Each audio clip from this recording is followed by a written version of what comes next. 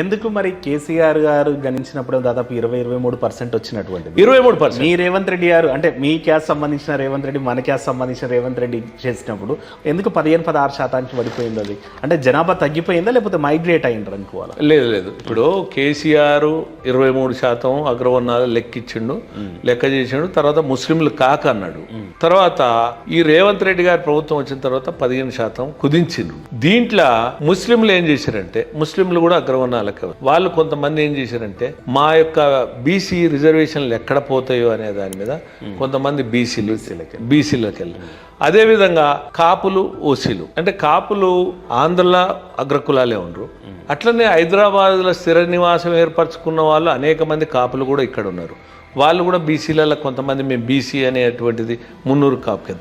అంటే ఏదైనా కానీ కరెక్ట్ ఎంపారికల్ డేటా జరగలేదు, అంటే కరెక్ట్ జనం యొక్క లెక్కలు గణించబడలేదు.